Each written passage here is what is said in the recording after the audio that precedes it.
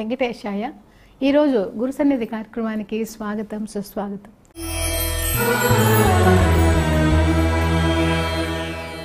భారతీయ సంస్కృతి వైభవం విశిష్టమైనది, అపూర్వమైనది. ఎన్నెన్నో సంప్రదాయాలు ఈ పవిత్ర భూమిపై ఆవిర్భవించాయి. అట్టి సంప్రదాయంలో ఆదిశంకరుల అద్వైత సిద్ధాంతం విశేషమైనది. ఆదిశంకరుల అద్వైతమును ప్రచారం చెయ్యడానికి విశాఖపట్టణంలో చినముషిడి వాడలో శ్రీ శ్రీ శ్రీ స్వరూపానందేంద్ర సరస్వతి మహాస్వామివారు శ్రీ విశాఖ శారదాపీఠమును స్థాపించడం జరిగింది.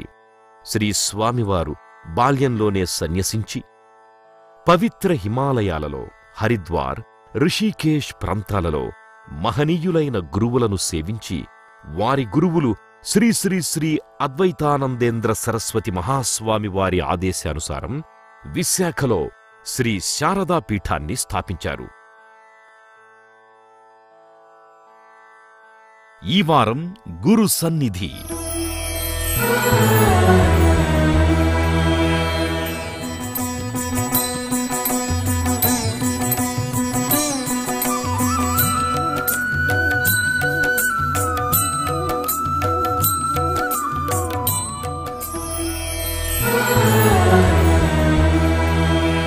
స్వామి, గురువు గురించి అసలు నిర్వచనం ఏంటి స్వామి?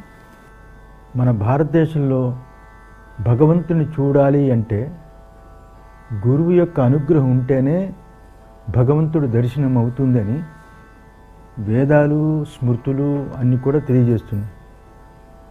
అలాగే లలితా సహస్రనామాల్లో కూడా భగవంతుడిని ఎక్కడ చూడాలి అంటే గురుమండల రూపిణి అని అంది. అంటే గురువు యొక్క హృదయంలో భగవంతుడు దర్శనమిస్తాడు అని. అటువంటి గురువుని ఉపనిషత్తుల్లో శ్రోత్రియం బ్రహ్మనిష్టం సా గురుమేవాభిగచ్చేత్ అంటే శాస్త్రజ్ఞానం బాగా ఉండాలి, అది అనుభవపూర్వకంగా ఉండాలి. దానితో బ్రహ్మయందే నిష్ట కలిగి ఉండాలి. అటువంటి గురువుల ద్వారా భగవంతుడి యొక్క జ్ఞానాన్ని పొంది దర్శించడం అవుతుంది అని గురువు యొక్క నిర్వచనం ఆ రకంగా ఉపనిషత్తు తెలియజేసింది.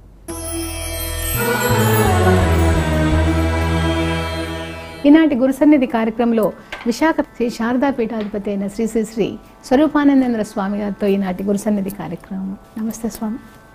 వేదాలు చెప్పే మహావాక్యాలు 4 ఉన్నాయి కదా, 4 వాక్యాల గురించి సంక్షిప్తంగా చెప్పగలుగుతారా? ఐత్రేయ ఉపనిషత్తులో ప్రజ్ఞానం బ్రహ్మ అని వస్తుంది. ఆ ప్రజ్ఞానం బ్రహ్మ అంటే ప్రజ్ఞానం అంటే తెలివి, లేకపోతే ఇంకో భాషలో చెప్పాలంటే ఎరుక అని. మనకి తెలివని తీసుకుందాం, తెలివని చెప్తే అర్థం. ఇప్పుడు ఇంద్రియాలతో కొన్ని తెలుసుకుంటాం. ఇంద్రియాలతో కొన్ని తెలుసుకుంటున్నామంటే ఇప్పుడు ఆ కెమెరా ఉందనుకోండి, ఈ కంటితో ఆ కెమెరాను చూస్తాం, అది కెమెరా అని తెలుస్తుంది. కంటితో ఆ కెమెరాను చూసినప్పుడు కన్ను డిసైడ్ చేయలేదు, ఇది కెమెరా అని కన్ను డిసైడ్ చేయలేదు. ఆ కెమెరా అనేది కన్ను చూస్తుంది. కన్నుని చూసే కన్ను మనసులో వేస్తే మనసు డిసైడ్ చేస్తుంది అది. కానీ ఆ కెమెరాని కన్ను చూస్తుంది, కానీ కన్నుని కెమెరా చూడలేదు. ఈ కన్నుని కెమెరా చూడలేదు. ఒక డాక్టర్ దగ్గరికి వెళ్ళాం అనుకోండి, డాక్టర్ దగ్గరికి వెళితే నాకు కన్ను సరిగ్గా కనిపించట్లేదంటే డాక్టరు ABCD అని పెడతాడు, చూడమంటాడు. ఎలా కనిపిస్తుంది అంటాడు. కనిపిస్తుందంటే AB ముద్దగా కనిపిస్తుంది, పలచగా. నేను చెప్పాలి, డాక్టర్ గారు చెప్పలేడు కదా. నా కన్నుని బాగా కనిపిస్తుందని డాక్టర్ అనలేడు. అక్కడ వస్తువుని చూడాలి, నా కన్ను బాగా కనిపిస్తుంది, కనిపించట్లేదని కన్నుని చూసి లోపట మనస్సు బాగా కనిపిస్తుంది, కనిపించలేదు అని చెప్తుంది కదా. అందువల్ల కన్ను అనేది కన్ను ద్వారా చూసే వస్తువు వేరే లోపట ఉంది, అది మనస్సు. అట్లా బయట ఉన్న వస్తువుని కన్ను ద్వారా లోపట తీసుకెళ్ళినప్పుడు, మనసులో వేసినప్పుడు అది ఇంద్రియానుభవము, ఇంద్రియాల ద్వారా తెలుసుకునేది అంటాం. ఇంద్రియాలు లేకపోతే బయట విషయాలు తెలియబడవు. మనసు ఉంటే సరిపోదు. కానీ కన్ను చెవి అన్నీ వదిలిపెట్టి అలా మనసు ప్రశాంతంగా పెట్టి కూర్చున్నాం అనుకోండి, మనసులో లేనిపోయిన ఆలోచనలు వస్తుంటాయి. కాశీలో ఒకడు ఇలా చేశాడు అలా చేశాడు వాడు గుర్తొస్తాడు. ఇక్కడ కన్నుతో విషయాన్ని చూడం, ఇంద్రియాలతో పని లేదు, మనసులోనే ఆ వ్యక్తి వస్తాడు, మనసులోనే ఆ వ్యక్తితో మాట్లాడినట్టు ఏదేదో వస్తూ ఉంటాయి, వారితో గంగా స్నానం చేస్తున్నట్లు అన్నీను. అట్లా మనసులో కలిగే అనుభవాలు ఉంటాయి. ఆ తెలివిని వేదనానుభవం అంటారు. ఏమండి, ఇలాగా ఇంద్రియాల ద్వారా కలిగే తెలివిని ఇంద్రియానుభవం అంటాం, మనసులో కలిగే తెలివిని వేదనానుభవం అంటాం. రెండు తెలివిల్ని, ఈ అనుభవం ఇంద్రియాలది, ఈ అనుభవం మనసుది అని రెండింటిని ఏదైతే ఏ తెలివి చేత చెప్తున్నామో ఆ తెలివి బ్రహ్మ, అదే ప్రజ్ఞానం. అది ప్రజ్ఞానం. ఆ తెలివి నశించనిది, అది ఎప్పుడూ ఒకేలా ఉండేది, అది నశించినది. దానికి బాల్యము, యవ్వనము, కౌమారము, ముసలితనము అని శరీరానికి వస్తుంటుంది కదా. చిన్న పిల్లడు ఉన్నప్పుడు కూడా బాల్యంలో నేనున్నాను అంటాడు, వయసు పెరుగుతున్నప్పుడు యవ్వనంలో నేనున్నాను అంటాడు. కానీ శరీరం మారుతుంది, బాల్యంలో ఉన్న ఆలోచనలు యవ్వనంలో ఉండవు, యవ్వనంలో ఉన్న ఆలోచనలు ముసలితనంలో ఉండవు. అలాగా శరీర అవస్థలు మారుతున్నా, మనసులో భావాలు మారుతున్నా, అన్నీ మారుతున్నా నేను ఉన్నాననే ఆ ఉనికి ఏదైతే ఉందో, ఆ ఎగ్జిస్టెన్స్ నేను అనేది, అది మారదు. దాని నిజస్వరూపం ఏమంటే బ్రహ్మ. ఏదైతే మారకుండా ఉంటుందో అదే శంకరాచార్యులు వారు తైత్రీలో చెప్తారు, యద్రూపేణ యన్నిశ్చితం తద్రూపం న వ్యభిచరతి. ఏది ఎప్పుడూ నిశ్చయంగా ఒకేలా ఉంటుందో, అది మార్పు చెందనిది ఏదైతే ఉంటుందో అదే సత్యం. యద్రూపేణ యన్నిశ్చితం తద్రూపం న వ్యభిచరతి తత్ సత్యం అంటాడు. అది సత్యం. ఆ సత్యమైన వస్తువు ఏదైతే ఉందో మనలో నేను నేను నేనని, నేను అంటే మనం శరీరంతో కూడుకున్న నేను అని అనుకుంటాం. కానీ శరీరం లేకపోయినా నేనున్నదని, కలలో శరీరం లేకపోయినా నేనుంటుంది, నిద్రలో శరీరం లేకపోయినా, కల శరీరం మెలకు శరీరం లేకపోయినా నేనుంటుంది. నేను శరీరంతో సంబంధం లేదు. అటువంటి నేను నిజమైన బ్రహ్మ. అజ్ఞానం చేత నేను అనేవాడు జీవుడు అనుకుంటాడు, నేను నిజమైన బ్రహ్మ. ఆ నేను అనేది ప్రజ్ఞానం, అదే బ్రహ్మయ్యి ఉన్నది అని ప్రజ్ఞానం బ్రహ్మ అనే వాక్యం చాలా అత్యద్భుతంగా ఐత్రీయంలో దాని మీద చర్చ జరుగుతుంది. ఇంకో వాక్యం, 4వ వాక్యం, దీనికి అనుగుణంగానే అహం బ్రహ్మాస్మి అనేది ఉంటుంది. సిరికి మదడు అమృత సింధువునకు అల్లుడు సరుస పార్వతికి సైదోడు. సిరికి మదడు అమృత సింధువునకు అల్లుడు సరుస పార్వతికి సైదోడు.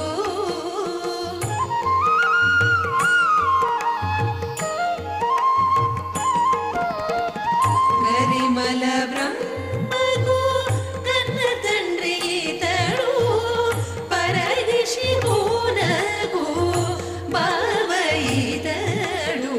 గరిమల బ్రహ్మకు కన్న తండ్రి ఇతడు పరదిశి పూనకు బావ ఇతడు. తలచి చూడ పరతత్వం వీతడు వలసిన వారికి వరదుడితడు. తలచి చూడ పరతత్వం వీతడు.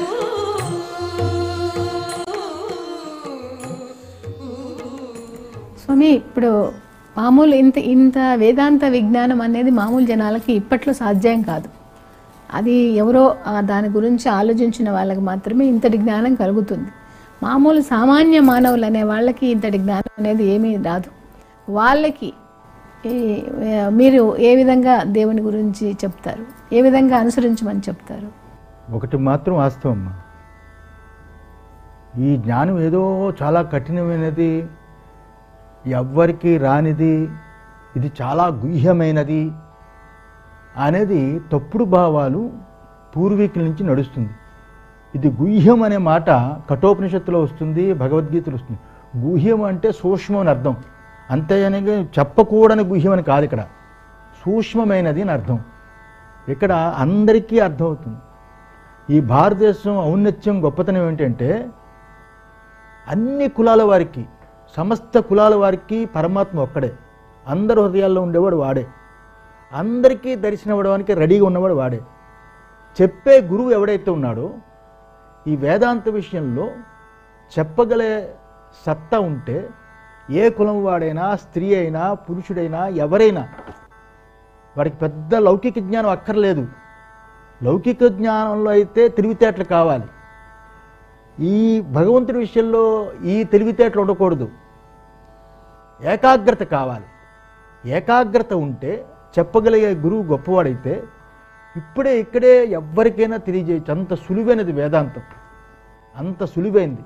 అయితే దానిని చెప్పలేకో, చెప్పడానికి ఇష్టం లేకో, లేకపోతే తెలియకో, చెప్పండి భారతదేశంలో ఇలా గుప్పుటి మూసినట్టుగా అయిపోతున్నది. కానీ ఇది సర్వసామాన్యంగా గ్రామాల్లో, పల్లెల్లో నడిచేది. మా చిన్నతనంలో ఉన్న గ్రామాల్లో ఈ యోగ వాసిష్టము ఇత్యాది గ్రంథాలు ఇళ్లల్లో నలుగురు ఎవరో కూర్చుంటే దాన్ని చదువుతూ చెప్పుకుంటూ ఉండేవారు. సీతారామాంజనేయ సంవాదం, యోగ వాసిష్టం ఇలాంటి గ్రంథాలు. ఇప్పుడు ఏంటంటే ఈ సోషల్ మీడియా, టీవీలు అవి వచ్చిన తర్వాత అవతల వాడు ఉపన్యాసం చెబితే వినిసి నేను భక్తుడిని అనే పేరుతో అక్కడికి ఆగిపోతున్నాడు తప్ప తానేంటి, తన పుట్టుకి కారణం ఏమిటి, పుట్టుకి లేనప్పుడు ఉన్నానా లేనా అని పరిశోధన చేసేంత ఆలోచనకే రాని పరిస్థితిలో మనిషి ఉన్నప్పుడు వీడికి మూలమైన, ఆ పుట్టుకకి మూలమైన ఆ పరమాత్మను తెలుసుకోవడానికి, జ్ఞానం చెప్పడానికి ఎవడొస్తాడు? వాడికి ఆ ఆలోచన వెళ్ళినప్పుడు ఎవడున్నాడు? అది అలా అయిపోతున్నది తప్ప ఇది అందరికీ సంబంధించిన విద్య. ఆఖరికి పూర్వం ఆ తంబూరాలు వాయించేవాళ్ళు, తర్వాత వాళ్ళు కూడా వేదాంత పాటలు పాడేవారు. అంత సులువుగా ఉండేది. కానీ ఇప్పుడు లేవు అవన్నీ. గంగా గోదావరి లాగా గ్రామాల్లో ప్రవహిస్తూ అందరూ పాడేవాళ్ళు. ఇప్పుడు మనం దానికి దూరం అవుతున్నాం, కానీ అది మనకి దగ్గరగా లేదని కాదు అర్థం. ఇప్పుడు వాళ్ళకి ఏమని చెప్తారు మీరు? ఇప్పుడున్న జనరేషన్లో భావాలు మారాలి. ఇప్పుడు ఒక రకంగా ఒక పద్ధతిలో కొట్టుకుపోతుంది. ఇప్పుడు ఆయుర్వేదం అవ్వచ్చు, లేకపోతే ఆధ్యాత్మికం అవ్వచ్చు, లేకపోతే దేవుళ్ళ యొక్క చరిత్రలు అవ్వచ్చు. ఈ జనరేషన్లో సొంత లోపటుంటే ఇంట్యూషన్ ఏదైతే ఉంటుందో ఆ తెలివిని పెంచడానికి ఒక గురువుని ముఖతః ఆశ్రయించాలి. అంతేగాని టీవీల్లో చూసి లేకపోతే సోషల్ మీడియాలో చూసి నేనేదో 4 విషయాలు తెలుసుకున్నది కరెక్ట్ కాదు. ఇప్పుడు యోగా విషయం ఉందనుకోండి, ఎవడు సోషల్ మీడియాలో ప్రాణాయామం చేస్తే మంచిది అన్నాడు అనుకోండి, ప్రాణాయామం చేస్తే చాలా ప్రమాదం. వాడు సోషల్ మీడియా పెట్టాడు కాబట్టి అది గురువు దగ్గర, గురు సన్నిధిలో ప్రాణాయామం ప్రాక్టీస్ చేయాలి. లేకపోతే హార్ట్ ప్రాబ్లం వస్తుంది, లేకపోతే జీర్ణకోశ ప్రాబ్లం వస్తుంది, చాలా రకాల ప్రాబ్లాలు వస్తాయి. ఎందుకంటే అది వాయు సంబంధమైంది. అట్లా మనం ఒక సాధన చేయాలంటేనే గురు సన్నిధిలో చేసినప్పుడు ఒక సూక్ష్మమైన విషయాన్ని తెలుసుకున్నట్టు గురు సన్నిధిలో తెలుసుకుని, ఎందుకంటే సోషల్ మీడియా, టీవీల్లో జరిగేది కాదు. ఇప్పుడు దీనికి బాగా అట్రాక్ట్ అయిపోయి యువతరం, పెద్దలు, ముసలితరం వీళ్ళందరూ అయిపోయారు కాబట్టి నిజమైన జ్ఞానం భారతదేశానికి కొంచెం దూరం అవుతుంది అనిపిస్తుంది. అవును, కాబట్టి అందరికీ గురువు సన్నిధి తప్పకుండా ఉండాలి, అవసరం. అయితే ఆ గురువు కూడా సరైన గురువు అనేది భారతదేశంలో సంపాదించుకునే అదృష్టం కూడా ఉండాలి. తెలిసితే మోక్షము తెలియకున్న బంధము కలవంటిది బతుకు కలునికి. తెలిసితే మోక్షము తెలియకున్న బంధము.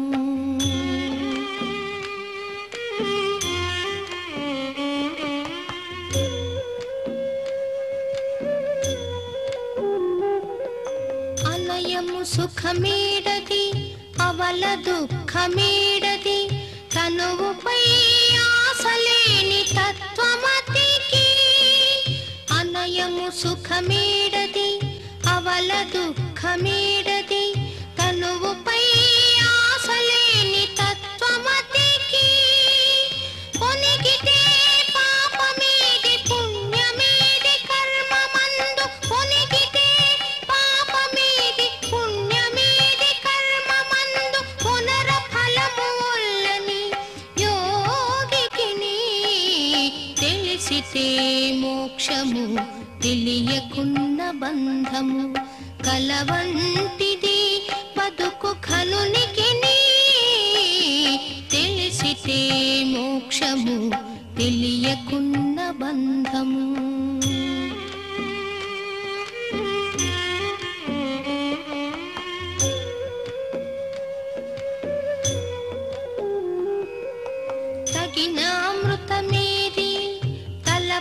విషమేది తెగినిరాహారి అయిన ధీరునికి తగిన అమృతమేది తలపగ విషమేది తెగినిరాహారి అయిన ధీరునికి పగవారనగా వేరి బంధులనగా వేరి పగవారనగా వేరి బంధులనగా వేరి వెకటు ప్రపంచమెల్ల విడిచే వివేకికి. భగవద్గీతలో కర్మయోగము, జ్ఞానయోగము, భక్తి యోగం అని ఉన్నాయి కదా, ఈ గురించి కొంచెం చెప్పగలుగుతారా? అంటే భగవద్గీతలో రెండే చెప్పిందండి, ప్రవృత్తి మార్గము, నివృత్తి మార్గము అని. శంకరాచార్య గారు భగవద్గీత భాష్య రాసినప్పుడు ఇంట్రడక్షన్లో చెప్తారు ఆయన.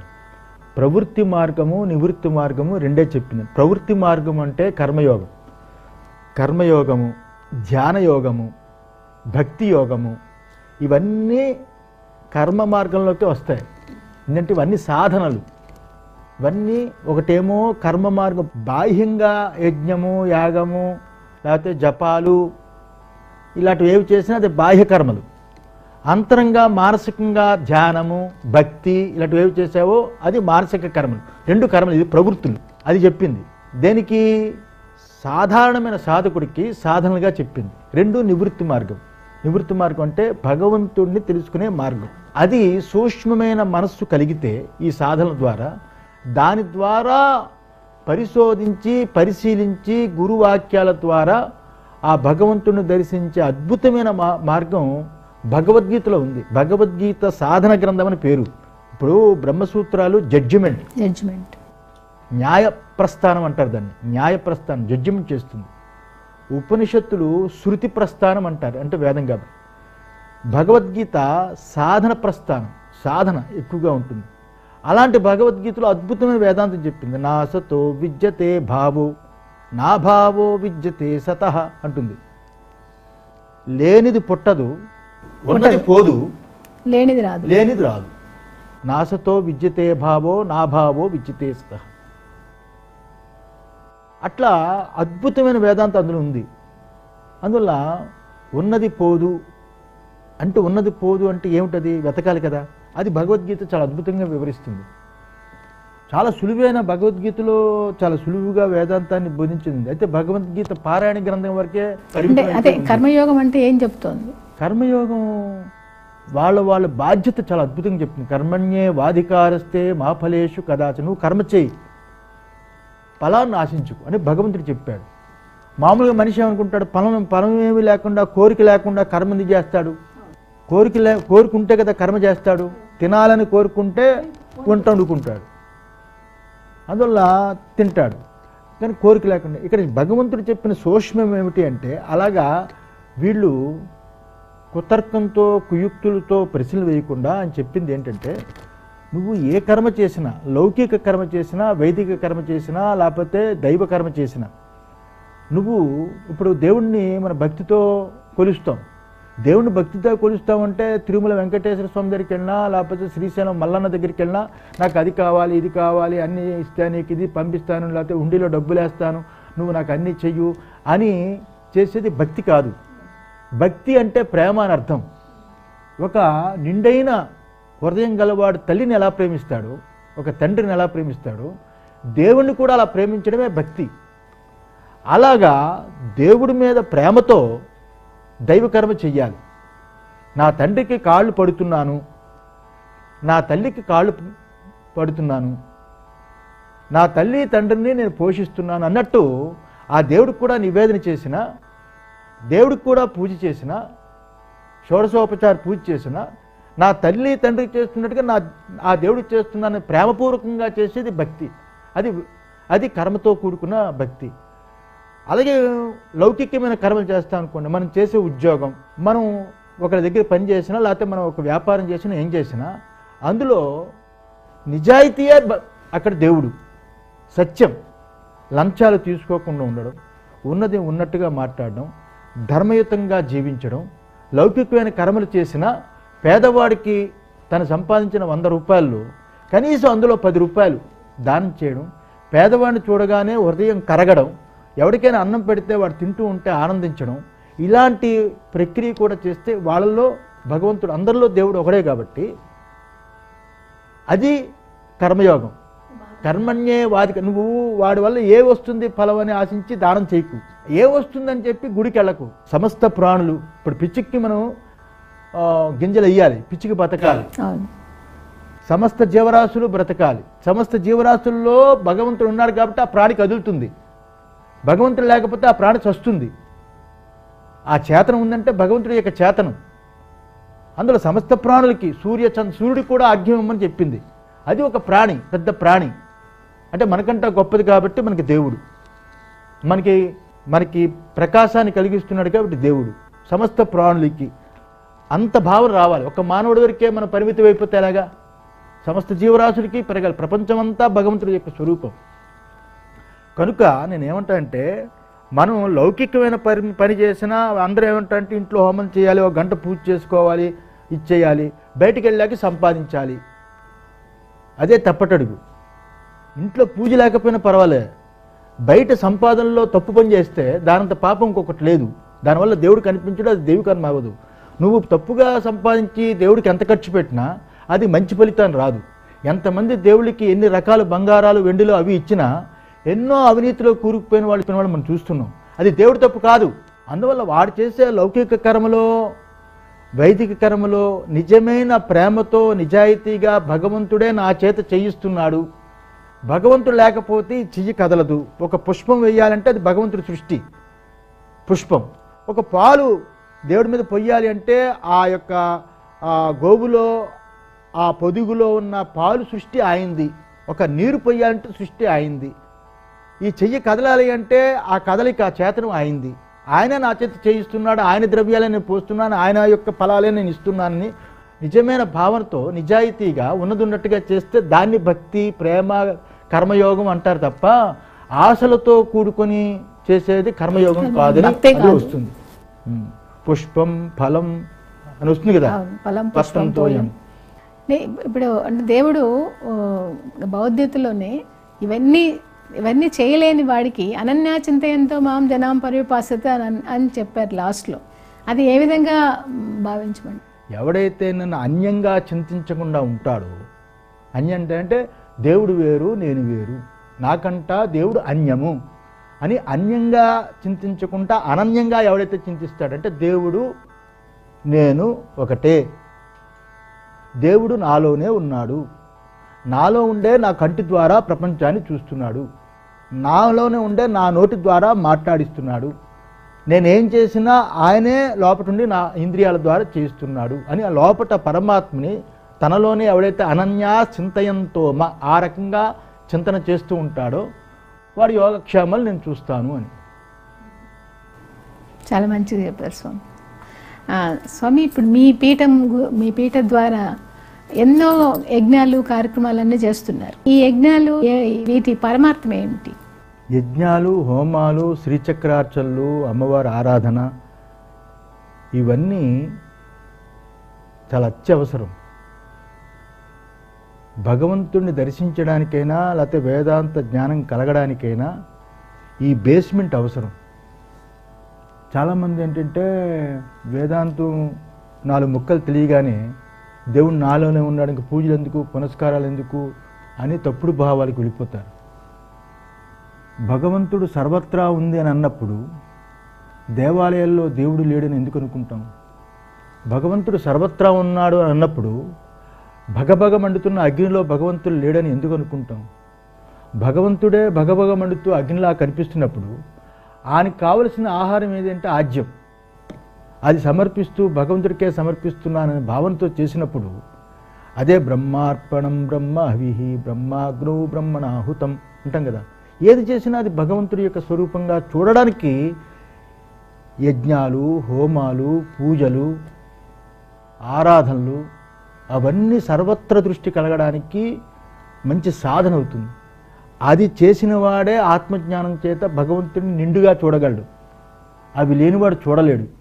వరదాసుడైన కురువరతి నంబి ఇమ్మన్న వరములెల్ల ఇచ్చినవాడు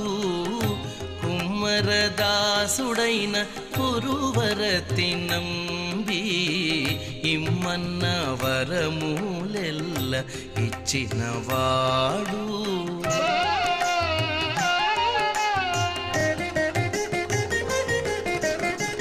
దుమ్ములు చేసిన ఎట్టి తొండమాంచె కురవర్తి దుమ్ములు చేసిన ఎట్టి తొండమాంచె కురవర్తి రమ్మన్న చోటికి వచ్చి నమ్మినవాడు దొమ్ములు చేసిన ఎట్టి తొండమాంచె కురవర్తి రమ్మన్న చోటికి వచ్చి నమ్మినవాడు కొండలలో నెలకొన్న కోనేటి రాయడువాడు. స్వామి, మీ పీఠ దేవతలు రాజశ్యామల, వనదుర్గ, సుబ్రహ్మణ్య స్వామి, ఆంజనేయ స్వామిగా పెట్టారు. వాళ్ళ గురించి కొంచెం చెప్తారు. విశాఖ శారదాపీఠంలో ప్రధాన దేవత శారదా స్వరూప రాజశ్యామల. రాజశ్యామల అమ్మవారు హిమాలయాల్లో ఒక మహాత్ముడు అందించిన అద్భుతమైన ఉపదేశము, ప్రక్రియ, ఆయన ద్వారా చాలా కాలం సాధన చేసే అమ్మవారు రాజశ్యామల. అందువల్ల విశాఖ శ్రీ శారదాపీఠంలో ఎవరు అమ్మవారిని సేవించినా చాలా అద్భుతమైన అనుభవాలు పొందారని అందరికీ తెలుసు. ఆ రోజుల్లో పివి నరసింహరావు లాంటి వాడు కూడా వచ్చి ఇక్కడ అమ్మవారిని సేవించి ఆరాధన చేసి రాజశ్యామల యాగం చేసి ఆయన కష్టాల నుంచి బయటపడ్డారు. ఈ రాజశ్యామల అమ్మవారి ఇక్కడ ప్రధానం, మా ఆరాధ్య దేవత. అలాగే నా చిన్నతనం నుంచి నాకు ముఖ్యమైన ఉపాసన ఎక్కువగా ఉండేది ఏంటంటే సుబ్రహ్మణ్యేశ్వర స్వామి. ఇక్కడ 6 ముఖాలతో కూడుకున్న సుబ్రహ్మణ్య స్వామి, వల్లి దేవసేన సమేత. ఆ సుబ్రహ్మణ్య స్వామికి మేమే ప్రత్యేక రోజుల్లో అభిషేకం చేస్తాము. నిత్యం మేము ఎంత వేదాంత చర్చిలో ఉన్నా రాజశ్యామల సుబ్రహ్మణ్య స్వామి యొక్క అనుష్ఠానం లేకుండా ఉండం. మేమవ్వచ్చు, నా ఉత్తరాధికారి స్వాత్మానందేంద్ర అవ్వచ్చు, ఆరాధన లేకుండా ఉండం. ఇక్కడ చెప్పాలంటే నిజాయితీగా సుబ్రహ్మణ్యేశ్వర స్వామిని హిమాలయాల్లో ఉన్నప్పుడు దర్శించిన పీఠం విశాఖ శ్రీ శారదాపీఠం. అందువల్ల సుబ్రహ్మణ్యేశ్వర స్వామి ఆరాధన నాలో ఎక్కువ కాబట్టి నా యొక్క మాట, నా వ్యవహారం కూడా చాలా స్పీడ్గా, స్ఫుటంగా, ఉద్రేక భావాలతో ఎక్కువగా ఉండడానికి నా ఉపాసన దేవత నాకు కారణం. ఆ యద్భావం తద్భవతి. నేను భావించే దేవతే నాకు ఆ రకమైన మనస్తత్వాన్ని పుట్టి. అలాగే రాజశ్యామల కూడా ఇక్కడ బాగా ఆరాధన జరుగుతుంది. ఈ రెండిటికి ఏంటంటే రాజశ్యామల ఆరాధన చెయ్యాలి అంటే కొన్ని అంగదేవతలు ఉంటాయి. ఆ అంగదేవత ప్రధానంగా వనదుర్గ అమ్మవారు ఇక్కడ ఉంది. ఈ వనదుర్గ అమ్మవారు అష్టభుజి. ఇప్పుడు అన్నవరంలో అమ్మవారు ఉంది వనదుర్గ, చతుర్భుజి. ఇక్కడ రజోగుణంతో కూడుకున్న అమ్మవారు. పూర్వకాలంలో రాజులు యుద్ధంలో గెలవాలి అంటే వనదుర్గ యజ్ఞం చేయించి గెలిచిన తర్వాత రాజశ్యామల చేసేవారు. అదే రాజ్యం కావాలన్నా రాజశ్యామల చేసేవారు. అటువంటి అంగంగా ఇక్కడ వనదుర్గ శారదాపీఠంలో అమ్మవారు ఉంది. ప్రతి అమావాస్య నాడు అక్కడ ఎక్కువ ఆరాధన జరుగుతుంది వనదుర్గకి. ప్రతి పౌర్ణమి నాడు రాజశ్యామం జరుగుతుంది. శ్రీచక్రార్చన ప్రతిరోజు విశేషంగా జరుగుతుంది. ఆ పౌర్ణమి నాడు 8 గంటలు శ్రీచక్రార్చన జరుగుతుంది. ఇంకా సుబ్రహ్మణ్య స్వామి అయితే మా ఆరాధన చాలా ఎక్కువగా ఉంటుంది. రోజు మేము పీఠ పూజ, మేము కానీ బాలస్వామి గారు కానీ ఇక్కడ పీఠ పూజ ప్రతిరోజు జరుగుతుంది. అలాగే దక్షిణ భాగాన్ని చూసేటట్టు, దక్షిణ భాగం యమస్థానం అంటారు కదా, దాన్ని చూసేటట్టు ఆంజనేయ స్వామి నిలువెత్తు స్వరూపం ఆంజనేయ స్వామి ఇక్కడ ఉంటుంది. అన్నిటికంటే ముఖ్యం ఏంటంటే ఇది గురుస్థానం. ఈ గురుస్థానానికి మొట్టమొదటి స్థానంలో దక్షిణామూర్తి ఉన్నారు. ఆంధ్ర రాష్ట్రంలో దక్షిణామూర్తి గురించి పెద్దగా తెలియదు. తమిళనాడులో బాగా తెలుసు. ప్రతి శివాలయానికి కోస్టలో ఉంటుంది దక్షిణామూర్తి. మన కాళహస్తిలో కూడా చాలా దక్షిణామూర్తి. అయితే మనకి ఇక్కడ దక్షిణామూర్తిని ప్రత్యేకంగా ఒక దేవాలయాన్ని నిర్మాణం చేసి దక్షిణామూర్తి ప్రతి గురువారం ఆరాధన జరుగుతుంది. గురుస్థానం నుంచే ప్రారంభమవుతుంది. ముందు గురువు, తర్వాత అమ్మవారు. ఇది ఈ రకంగా ఆది శంకరాచార్యుల వారు కూడా ఇక్కడ కొలువే ఉన్నారు.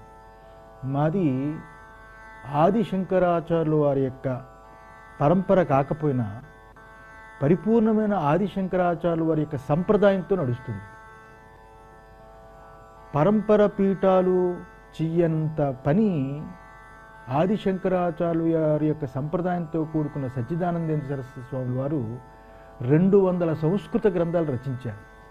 ఈ రోజులో యావత్తు భారతదేశంలో మూలమైన పీఠాలు అంటే పీఠాలంటే 4 అనుకుంటారు, కానీ అనేక ఇప్పుడు 18 పీఠాలు ఉన్నాయి కర్ణాటకలో. యావత్తు భారతదేశంలో అనేక ఉన్నాయి. అన్నిటిలో అన్ని శంకరాచార్యుల వారి యొక్క సంప్రదాయంతో కూడుకున్నవే. అటువంటి సంప్రదాయాల్లో అన్నీ మొత్తం భారతదేశంలో ఎక్కువగా ఆదిశంకరాచార్యుల వారి భాష్యాల్ని పరిశోధన చేసింది మా గురుదేవులు, పరమ గురువులు సచ్చిదానంద స్వామి వారు. అటువంటి ఉన్నతమైన వేదాంతంలోని ఉపాసనలోని రెండిటిలోని బాగా అనుష్ఠానం చేసే విశాఖ శ్రీ శారదాపీఠంగా మేము కూడా అలాగే నడుపుతున్నాం. ప్రతి సంవత్సరం 4 నెలలు, 2 నెలలు చాతుర్మాసం చేస్తే ముందు ఒక నెల, రావడానికి ముందు నెల, కలిపి 4 నెలలు ఋషికేశ్లో కేవలం అనుష్ఠానం, గంగా స్నానం, దాని గురించే ఉండి తపోపీఠంగా విశాఖ శారదాపీఠం మేము కూడా నడుపుతున్నాం. తరపున వృద్ధాశ్రమాలు గిరిజనులకు మీరు ఎంతో చేస్తున్నారు. ఆ ప్రణాళిక గురించి అంటే గిరిజనులకి పీఠానికి చాలా సంబంధాలు ఉన్నాయి. పాడేరు, అరకు, పాడేరు చాలా ఎవ్వరికి కరెంటు లేని ప్రాంతాలు, అసలు ఆ గ్రామాల్లోకి వెళ్ళలేనంత దారి లేనటువంటి ప్రాంతాలు కూడా మేము తిరుగుతూ ఉంటాం, ఇప్పటికీ తిరుగుతున్నాం. అలాగే అరకు, అలాగే నర్సీపట్నం ఏరియాలు మొన్నటి కూడా చాలామంది చలికాలంలో దుప్పట్లో పెంచాం. వాళ్ళకి మేమంటే చాలా ప్రాణం. ఆ గిరిజనులతోటి విశాఖ శ్రీ శారదాపీఠానికి మొదటి నుంచి చాలా సంబంధాలు ఉన్నాయి. పాపం స్త్రీలు గర్భవతులు అయి ఉంటే వాళ్ళకి పోషక పదార్థాలు, అలాగే కరోనా టైంలో కూడా అటుపుకు కూడా బాగా కరోనా వస్తే చాలా మెడిసిన్స్ పంపించాం. అలాగే తిరుమల కూడా చాలాసార్లు వాళ్ళకి దర్శనం చేయించాం. ప్రతి సంవత్సరం సింహాచలం కూడా దర్శనం చేయిస్తూ ఉంటాం. ఎందుకంటే గిరిజనులు చాలా అమాయకమైన మనస్తత్వం ఉన్నవాళ్ళు. వాళ్ళకి ఈ మైదాన ప్రాంతంలో ఉన్న పట్టణవాసులు వీళ్ళలాగా కల్మషం ఉన్నవాళ్ళు కాదు, చాలా అద్భుతమైన హృదయం ఉన్నవాళ్ళు. వాళ్ళు చూస్తే ఒక భగవంతుడు యొక్క హృదయంలాగా అనిపిస్తుంది. అందులో వాళ్ళతో ఎక్కువగా సంవత్సరానికి చాలా ఎక్కువ రోజులు గడుపుతూ ఉంటాం, వాళ్ళకి చాలా సహాయం చేస్తూ ఉంటాం. ఆ రకంగా ఆ ప్రాంతాలతో విశాఖ శారదాపీఠానికి బాగా అనుబంధం. వాళ్ళకి మీరు ఏమైనా మంత్రోపదేశం చేస్తారా, లేకుంటే శిక్షణ ఏమన్నా ఇస్తారా? అంటే మంత్రోపదేశం చాలామంది తీసుకున్నారు. ఎక్కువగా రామనామ మంత్రమే తీసుకుంటారు, చాలామంది తీసుకుంటారు. నేను ఏంటంటే కొత్త దేవుళ్ళు ఎక్కించడానికి ఇష్టపడను గిరిజన ప్రాంతాల్లో. ఎందుకంటే వాళ్ళకి నిజం చెప్పాలి అంటే కొత్త దేవుళ్ళు ఎక్కిస్తే వాళ్ళకి కనెక్టివిటీ అవ్వదు. వాళ్ళ గ్రామాల్లో వాళ్ళకి పసరమ్మ ఇలాంటి దేవతలు ఉంటాయి. వాళ్ళు ఎంత గొప్ప నమ్మకం అంటే వాళ్ళు ఒక చిన్న రాయిలా ఉంటుంది, అదే పసరమ్మని దండం పెడితే వాళ్ళకి తెలిసిన పూజలు చేస్తూ ఉంటారు. నిజంగా బాగా గిరిజన ప్రాంతాల్లో, అడవిలా ఉన్న ప్రాంతాల్లో చిన్న నులక మంచం వేసుకుని పడుకున్నా, కిందన పడుకున్నా వాళ్ళకు పసరపాము కరవడం కానీ, పాములు కరిచి చచ్చిపోవడాలు కానీ ఇవి జరగవు. వాళ్ళకి ఆ నమ్మకమే అక్కడ వాళ్ళకి పురుగు పుట్ర ద్వారా చచ్చిపోవడం జరగదు. అందువల్ల వాళ్ళకి పూర్వీకుల నుంచి వస్తున్న దేవతలనే వాళ్ళ కనెక్టివిటీ చేస్తే, దాని గురించి ఎక్కువగా మనం చెప్పగలిగితే, దాని గురించే మనం ఇచ్చేయగలిగితే, దాని మీద ఎక్కువగా వాళ్ళకి భక్తి పెరిగి విదేశీయ మతాలకి వాటికి వాళ్ళు మత మార్పులకు లొంగకుండా వాళ్ళ పూర్వీకులు అందించిన సంప్రదాయాన్ని అనుసరిస్తూ ఉంటారని ఎక్కువగా దాన్నే మేము వాళ్ళకి చెప్తూ ఉంటాం. ప్రత్యేకమైన శిక్షణ ఏమన్నా ఇస్తారా? బాలస్వామి చూసుకుంటాడు అంతా. మీరు బాలస్వామి అన్నారు కాబట్టి మీ ఉత్తరాధికారి స్వాత్మానందేంద్ర స్వామి గురించి స్వాత్మానంద వేదం చెప్పుకున్నారు, సంస్కృతం చెప్పుకున్నారు, తర్కం చెప్పుకున్నారు, శంకర భాష్యం బాగా ఇచ్చేశారు. అతను చాలా విద్యావంతుడే కాకుండా నిరంతరం అతనికి ఈ సమాజ సేవ ఎలా చేయాలి, ప్రజలకి భక్తులుగా ఎలా మార్చాలి. ఇప్పుడంతా మూఢభక్తి నడుస్తుంది కదా, ఆ మూఢభక్తి నుంచి నిజమైన భక్తిని ఎలాగ ప్రచారం చేయాలని దాంట్లో నిరంతరమైన తమిళనాడు, కర్ణాటక, ఢిల్లీ, మహారాష్ట్ర అన్ని ప్రాంతాలు తిరుగుతూ ఆంధ్ర, తెలంగాణ కూడా బాగా తిరుగుతున్నాను. ఆయన ఎక్కువగా ప్రచారానికి ఇష్టపడే వ్యక్తి. మీ పీఠ పరంగా ఇంకా ఏమైనా కార్యక్రమాలు చేస్తున్నారా మీరు సమాజ శ్రేయస్సు కోసం? చాలా జరుగుతూ ఉంటాయి. ఎందుకంటే మన పీఠల్లో జరిగేటట్టు కార్యక్రమాలు ఇంకెక్కడ అంతలా జరగవు. నిరంతరం ప్రతి నెల ఏదో ఒక కార్యక్రమం ఉంటుంది. ఇప్పుడు మామూలుగా పెద్ద కార్యక్రమం అంటే అమ్మవారి వార్షికోత్సవాలు వస్తూ ఉంటాయి. ఆ వార్షికోత్సవాల్లో యావత్తు భారతదేశంలో ఉన్న శాస్త్ర పండితులు, అగ్నిహోత్ర పండితులు వాళ్ళందరినీ పిలవడం, సభలు పెట్టడం. ఆ సభలో ఎవరైతే బాగా మాట్లాడతారో వాళ్ళకి స్వర్ణ కంకణాలు గురించి, ఎందుకంటే వాళ్ళకి ఉత్సాహం కలిగించడానికి. ఈరోజు యావత్ భారతదేశంలో హిందూ మతం గురించి మాట్లాడతారు, కానీ హిందూ మతం నిలబడడానికి శాస్త్రాలే కారణం. అటువంటి శాస్త్రాలను బతికించడానికి సరియైన యూనివర్సిటీలు లేవు, ప్రభుత్వం సహకారం లేదు. అందులో పీఠాలైనా ఆ శాస్త్రాలను కాపాడాలి, వాళ్ళకి ఉత్సాహం కలిగించాలి, రాబోయే తరాన్ని అందులో చేర్చాలని ఉద్దేశం చేత మేము వాళ్ళకి ఉత్సాహాన్ని కలిగిస్తుంటాం, వాళ్ళకి సహకరిస్తూ ఉంటాం. వార్షికోత్సవాల్లో ఎక్కువగా చేస్తూ ఉంటాం. అలాగే దేవీ నవరాత్రులు చాలా బ్రహ్మాండంగా జరుగుతూ ఉంటాయి. తర్వాత గురువుగారి ఆరాధనలు చాలా గొప్పగా జరుగుతాయి. ఇలాగా అవి జరుగుతూ ఉంటాయి. లౌకికమైన కార్యక్రమాలు గిరిజన ప్రాంతాలకి చలికాలం వచ్చినప్పుడు, బాగా ఎండలు వచ్చినప్పుడు అనేటప్పుడు గిరిజన ప్రాంతాల్లో బాలస్వామి మేము తిరిగి వాళ్ళకి సహాయ సహకారం నెలంతా ఏదో ప్రోగ్రాం ఉంటూనే ఉంటుంది. ప్రభుత్వాలు ఏర్పరిచే రాజులకు కూడా మీరు కొన్ని యాగాలు, యజ్ఞాలు ఇవన్నీ చేస్తుంటారు, దాని గురించి చెప్తారా? విశాఖ శారదాపీఠం అయితే ఏ స్వార్థంతో ఎవరికి ఏవి చేయలేదు. విశాఖ శ్రీ శారదాపీఠం అప్పుడు ఎలా ఉందో ఇప్పుడు వ్యవస్థ ప్రకారంగా అలాగే ఉంది. ఎదుగుదల తగ్గుదల అనే దాన్ని మేము ఆలోచించాము. అయితే అమ్మవారు ఏ రకంగా హృదయంలో ఆమె ఆదేశిస్తే ఆ రకంగానే అవతల వాళ్ళకి ముఖ్యమంత్రులైనా ఎవరికైనా వీరైతే బాగుంటుందని ఆలోచన వస్తుంది. దానివల్ల వాళ్ళకి సహాయం చేస్తామే తప్ప వేరే కారణాలతోటి మా సొంత నిర్ణయంతో మాకున్న దీంతో చేసే ప్రసక్తి మాకు ఉండదు. చివరగా స్వామి, మీరు సామాన్య ప్రజానీకానికి మీ పీఠ తరపున, మీ తరపున ఏమని సందేశం ఇస్తారు? భక్తుల్లో బాగా మార్పు రావాలి. మనం భగవంతుణ్ణి ఆరాధించి భగవంతుడు పూజలు చేస్తేనే భక్తుడు అనుకోవడం పొరపాటు. భక్తి అనేది ప్రతి జీవికి మనం సంపాదించే దాంట్లో, మనం మాట్లాడే దాంట్లో, మనం నడిచే నడవడికలో ప్రతి ప్రాణికి సహకరించేటట్టుగా ఉండాలి. అందులో యువతలో ఎక్కువగా సామాజిక దృక్పథంతో భక్తులు అన్నదానాలు చేస్తూ ఉండాలి. అలాగే యాత్రలు చేస్తున్న వాళ్ళకి సహకరించాలి. ఆ రకంగానే క్షేత్రాలకు వెళుతున్నప్పుడు పేదలకి వస్త్రదానము, అన్నదానము అనేక రకం చేస్తూ ఉండాలి. ఈ రకంగా చేస్తున్నప్పుడు హిందూ మతం ఇంకా చాలా అత్యద్భుతంగా, ఈరోజు చూడండి, తిరుమల తిరుపతి వెంకటేశ్వర స్వామి సాక్షాత్తు శ్రీమన్నారాయణుడు, ప్రపంచమంతటికీ ఆదర్శమైన శక్తివంతమైన మూలస్థానము తిరుమల తిరుపతి వెంకటేశ్వర స్వామి. నిత్యము విగ్రహ రూపకంగా అలా నించుని ఉన్నా ఎంతమందికి అన్నం పెడుతున్నారు, ఎంత అన్నదానం జరుగుతుంది, ఎంతమంది, వేలాది మంది, ఎంతమంది ఉద్యోగస్తులు. ఆ రకంగా తిరుమలలోనే కాదు, తిరుమల పేరుతో ఎక్కడెక్కడో దేవాలయాలు కడుతున్నా అక్కడ కూడా ఒక పూసలు అమ్ముకున్న వాడి దగ్గర నుంచి, ఒక మిఠాయి అమ్ముకున్న వాడి దగ్గర నుంచి, తల నీలాలు తీసేవాడి దగ్గర నుంచి ఎంతమంది ఆ స్వామి బతికిస్తున్నాడు, ఎంతమందిని వేద పురుషుల్ని పోషిస్తున్నాడు, ఎంతమంది అనాథులకి సహకరిస్తున్నాడు. ఆయన ఎన్ని వన్యప్రాణులకి ఆయన అనుగ్రహిస్తున్నాడు.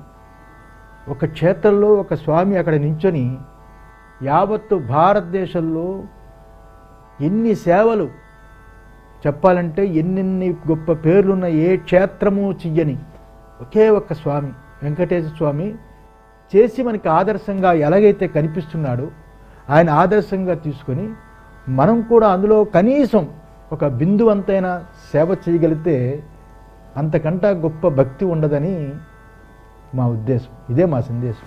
చాలా చాలా బాగా వేద విజ్ఞానం గురించి, భక్తుల గురించి, సామాన్య భక్తి జ్ఞానం గురించి విపులీకరించి అందరికీ చెప్పినందుకు ధన్యవాదాలు స్వామి. చూశారు కదా, స్వామి గురువుల దగ్గర హిమాలయాల్లో దేవభూమిలో ఆయన నేర్చుకోవడమే కాకుండా, ఆయన ఆత్మ జ్ఞానానందాన్ని పొందడమే కాకుండా ఇక్కడికి వచ్చి అందరికీ శిక్షణ ఇస్తూ, అందరికీ జ్ఞానం ఇస్తూ, కేవలం ఆయన ఆ గురు సన్నిధిలో నేర్చుకున్న ఆత్మజ్ఞానానికి ఫలితమే. ఇది ఈనాటి గురు సన్నిధి కార్యక్రమం. ఓం నమో వెంకటేశాయ.